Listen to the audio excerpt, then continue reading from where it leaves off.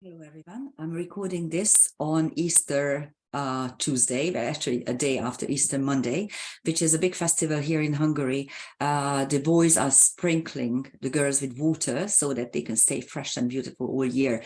And this was a very very cold Easter. Actually, if we compare the temperatures of Christmas and Easter, on Christmas Eve, we had 13 degrees centigrade, and now we had 2.5, and actually snow in the northeastern portions of Hungary. So it was a bitterly cold Easter, unfortunately. Anyhow, but today, almost at midnight, we have an exact Sun-Jupiter conjunction, a Sun-Jupiter Cazimi.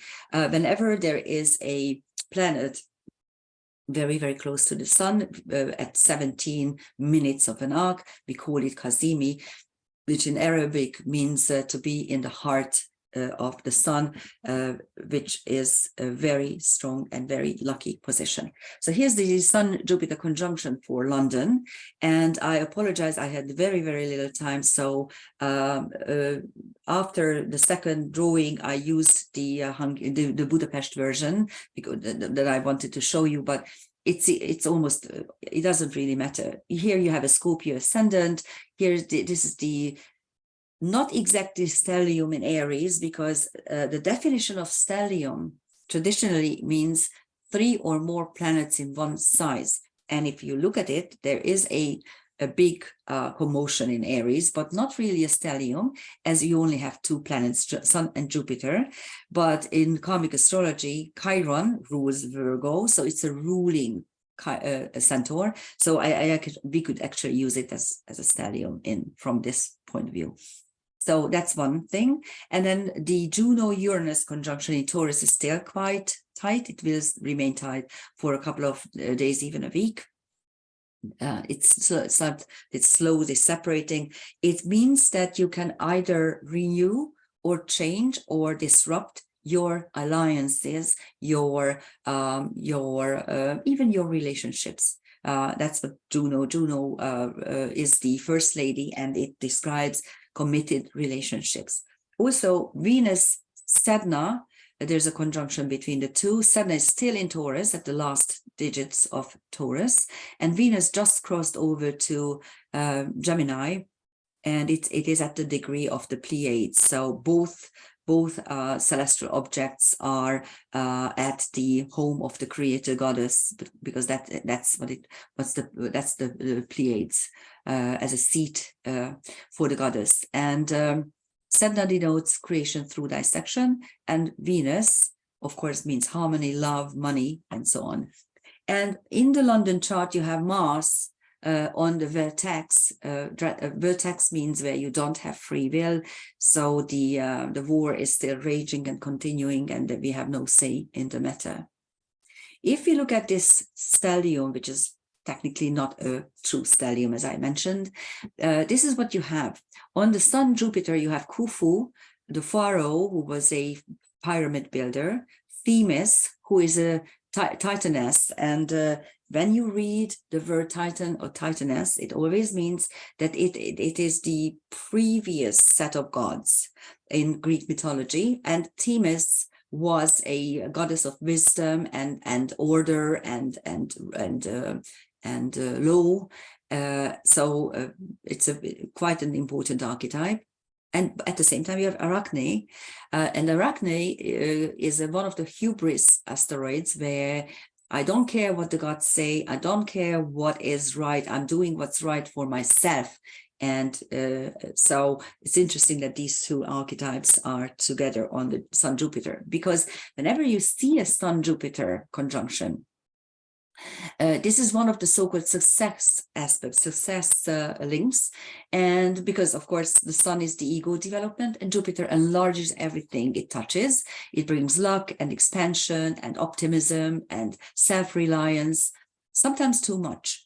That is why when you delineate a chart that has a Sun-Jupiter nice aspect, the person very often doesn't know that he's really quite lucky, because he thinks that everyone is the same. And because his ego is truly enlarged. There's nothing wrong with ego, by the way. It's so funny. In my London group, actually my Google group, not the circle of very close friends that are coming to my place where we have seminars. But this girl was a member, a silent member of the group, and we had this clash. She wanted a trigger warning concerning the word cancer. And I was laughing because I immediately took her off the group, of course, because I explained to her that if you need a trigger warning around the word cancer, then you should not do astrology, because you will find people with this condition and you will have to do something about it as the wise, omnipotent astrologer. And she totally flipped, and she started to scream at me, and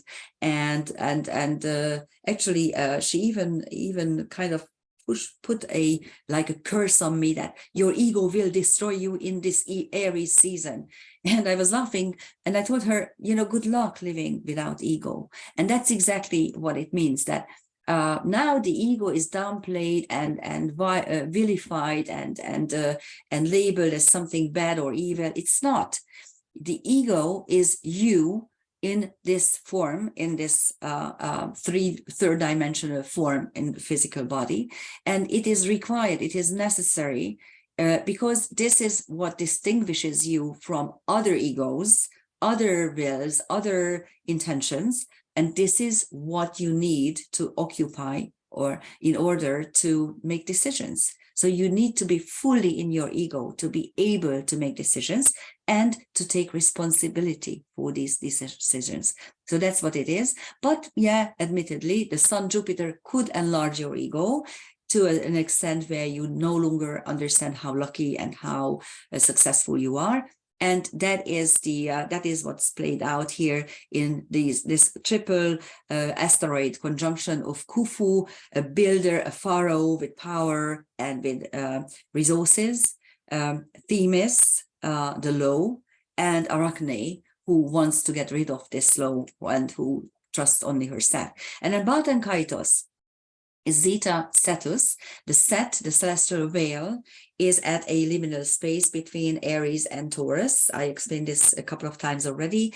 And the veil is overtaking it. Think about the whale. It's a huge animal. It's a mammal of the oceans. It's really enormous, and it's quite dangerous if you make it, angry. It can overturn full ships. And this is what comes out of your subconscious to kind of stare at you and gobble you up. Let's put it this way. So it's quite a powerful, again, quite a powerful star right there. On Aries Australia, you have Philosophia. Yes, we would need some sort of philosophy. And on Chiron, you have Tuva, which is a republic in Russia, and it is the center of Asia. It's quite a fascinating place. Google it and you will learn. I technically don't put too many place asteroids in my videos, simply because they sometimes are meaningful and sometimes are not quite meaningful. They're always meaningful, but sometimes we don't actually know. We can't actually glean the importance of it. The rest is usually more informative. And then on Vesta, you have Andromeda Galaxy, which is a dimension portal, as I explained it a couple of times. And as I said, these drawings are now for the Budapest chart, because, of course, the London chart is at Scorpio, but the placements will be the same. So, please forgive me for it's not being sloppy, it's just being overworked. I spent, you can hear my voice. I lost my voice during Easter. When you lose your voice, it is always because you are unable to utter what you should, or when you are being silenced from the outside, either your family or your so-called friends and relatives and whatever. And I didn't lose my voice per se. But as you can hear, I was down with a cold, and it doesn't seem to come any better, and it sits on my chest. And it's quite funny because chest infections are always linked to old pain that is coming to the surface. So that's what it is. So I wasn't sloppy. I was just a little bit tired and under the weather, so to speak. So we have a crown. You might remember that this crown is cropping up quite a few times. It has been cropping up in recent videos as well. Here you have the nodal axis and the Saturn trans-Pluto opposition. And so this itself has formed actually a mystic rectangle that has been there for quite a while and will be there for a couple of more days and even weeks. And you have the nodal axis. The south node denotes your karmic piggy bank, so to speak. It denotes your karmic experiences that you can utilize whenever you are being questioned or cornered or threatened. And the north node is what you have come to do in this incarnation. It's your destiny choice. And so there are always opposites. This is one of our natural oppositions in our chart. And the problem is that it is quite hard for us to develop our north node because we are so ensconced in our south node experience. It's so easy. It's so natural for us to utilize it. And then the Saturn trans-Pluto is an interesting opposition. First of all, Saturn is not very happy in Neptune sign in Pisces, simply because Saturn doesn't do well in water signs. He is the solidifier. He is the builder, the structure creator. And in water, well, water takes the shape in which you pour it into and doesn't have a shape on its own. So there's nothing to be structured here. That's the problem of Saturn in a water sign. And in the opposite point, trans-Pluto is and will be for quite a long time in Virgo. And Virgo is one of the signs of very rational thinkers. And trans-Pluto is dimension jump and also channeling. So again, you have this curious swap of energies, and there's Saturn in Neptune sign and trans-Pluto in Chiron sign, and the opposition is creating a tension between reality and what you can have on the earth plane and any kind of transcendental mystical experience that you need to download and live with it.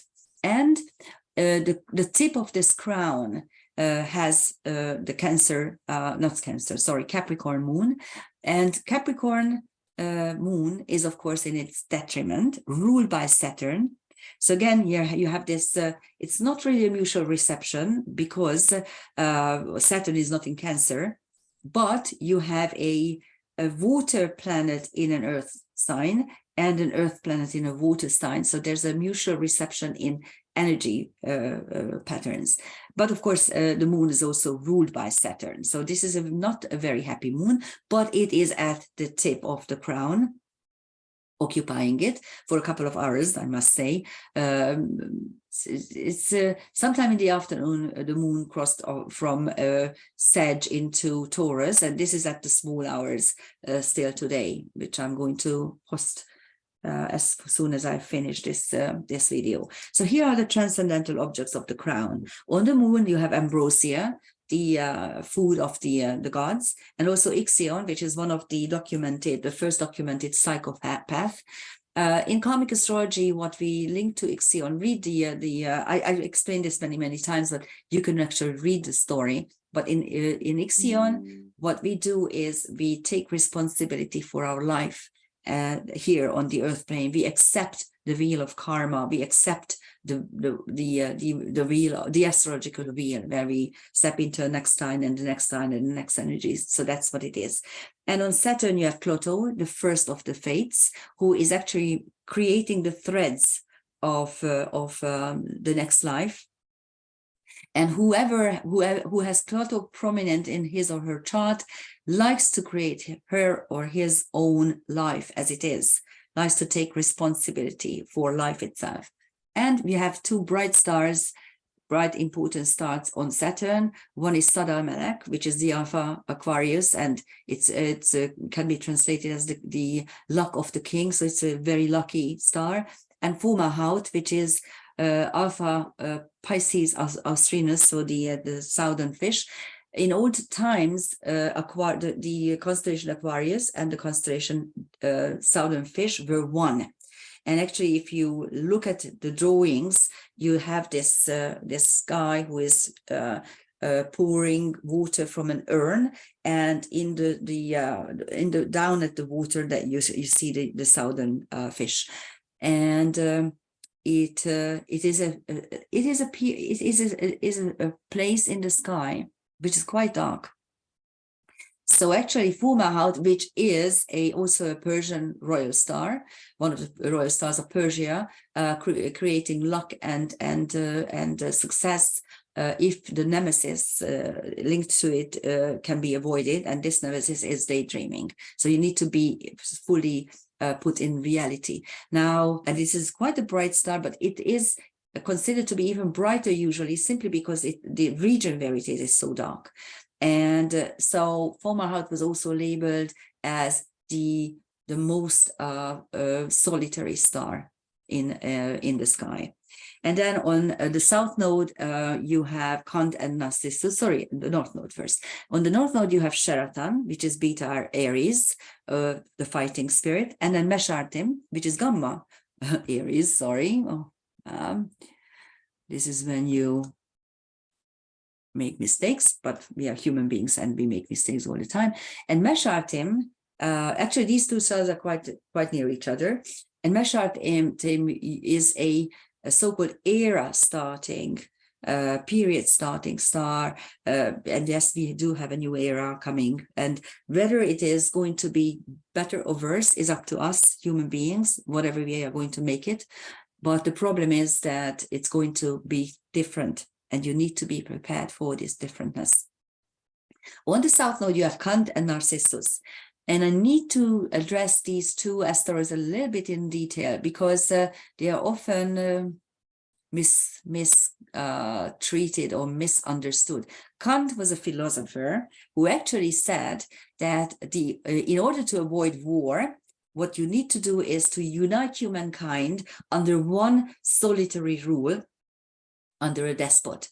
That's what he said. And this is exactly what you are seeing under your eyes, growing and solidifying. So it's quite fascinating that we are taking this notion from the past and putting it into existence. That's what the powers that be want us to be. And that's why they are pushing, cashless societies. The moment this happens, you have effectively lost your freedom for once and all. And Narcissus is a curious one, because please, dear psychologists, don't be mad at me, but what I'm telling you is true. I've lived long enough to see that in every 10-15 years you have a different sickness, you have a different psychological disease, and you label almost everyone with this. And at the moment, everyone is narcissistic. Everyone. 40 years ago, everyone was schizophrenic. Then came a part when we had manic depression. Manic depression no longer actually exists. Instead, you have borderline. And everyone, for up till narcissistic behavior patterns, everyone was borderline like 20 years ago. Now everyone is narcissistic. And at the same time, I refuse to interpret this asteroid in a bad way, because I think that we need to love ourselves. If you don't love yourself, no one will love you. And how can you even imagine or accept or want anyone to love you if you yourself don't love yourself? So that's why it's important. Anyhow, and then on Trans-Pluto, we have Geisha, the ancient, I get a mistake, sorry. Geisha, which is the how shall I put it? You know what the geisha is. You go there if you want relief and all sorts of things. Anyhow, here's the moon. I told you that it is out of bounds, very much out of bounds at the moment. It's at minus 27.55. Just to remind you, the ecliptic is at 23 degrees 26 So that's where the, actually that's the southern region because it's a minus, and that is south from the celestial equator, and that is where the sun is at the winter solstice, and the moon is at 4.5 degrees from it. So it's quite out of bounds. And in karmic astrology, out of bounds planets denote the soul had some kind of extreme pain and suffering, and we have such a painful moon at the same time. It is also in detriment, so it's not a nice place to be there. And I'm just going to show you this, how I'm always seeking to close a structure. And here you had a crown. Originally you had a mystic rectangle, which the moon formed into a crown. And I'm always curious whether I can find something at the opposite end, the missing tip, so to speak, whether or not it is actually going to be created a Merkaba. And by this, yes, because I found two asteroids here, Tristan, who is a hero, knight, and Hecate, the dark moon goddess. So actually, this is what you can do if you find any structure in your own chart or somebody else's chart, and you feel that there must be something there, then research it and try to find any celestial objects that are exactly at that point. The orb is only 1 degree, so please be very strict with this. And sometimes you find one, sometimes you find many. So I remember I wanted to find one for one of my clients, and actually there were 4 asteroids within 1 degree on that spot. So and then it is effectively closing. You get a new structure with a totally new energy swirl, because think about it, with a crown you have a tip, you have an apex, that is where the energy is moving into. That's the moon. And with a 6-pointed star, a Merkaba, you don't have an apex. All 6 points somehow work the same way. So that's it for today, and happy Sun Jupiter, and hope your Easter vacation or holiday went well. Thank you for listening. Bye-bye.